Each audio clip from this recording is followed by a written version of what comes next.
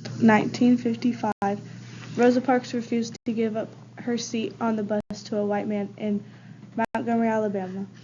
This one simple thing like saying no started the civil rights movement that lasted decades. On Montgomery, Alabama buses, 10 seats in the very front were always reserved for white people, and specifically, and 10 back seats were reserved for black people, and remaining 16 were unreserved. On a segregated basis, once the seats were full, black people were required to stand at the time. It was legal for white people to sit next to black people, so when a white person boarded the bus, a whole row of black people had to get up and stand. When Rosa Parks, after being on her feet all day, was told she refused and was forced off the bus, a reporter for the United Press International named Nicholas C. Chris sat behind Rosa while on the bus. While Miss Parks said no on December 1st, the boycott started December 5th, 1955. Rosa Parks wasn't alone either. She had many people standing with her fighting for the rights they deserved.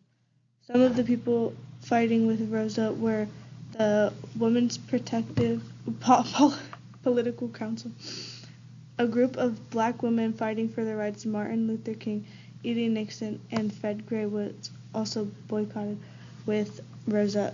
Mr. King led the boycott at first, but after Mr. King, there was a Montgomery minister who helped organize a peaceful boycott after Rosa Parks got arrested for not giving up her seat to a white man.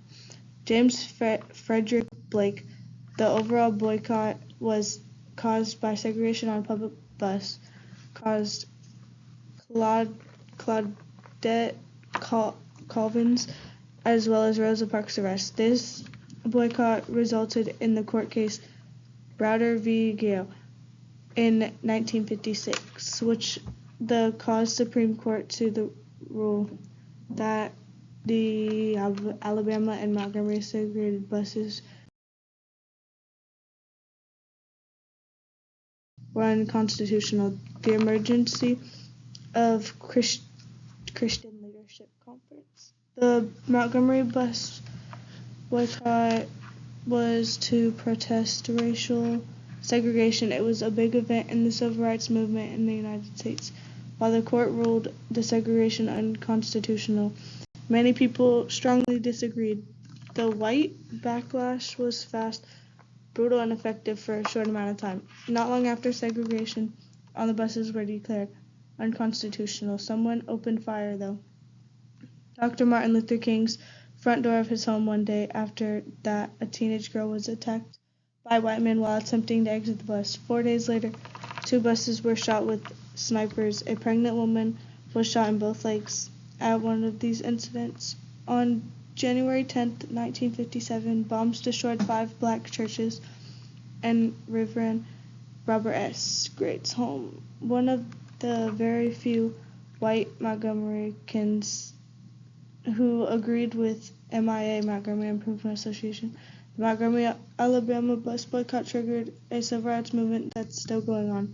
While segregation has ended, there's still many racist acts as police brutally, etc. For example, George Floyd, May 6, 2021, police officer Derek Michael Chauvin shot and killed George Floyd for supposedly trying to pay with a counterfeit $20 bill.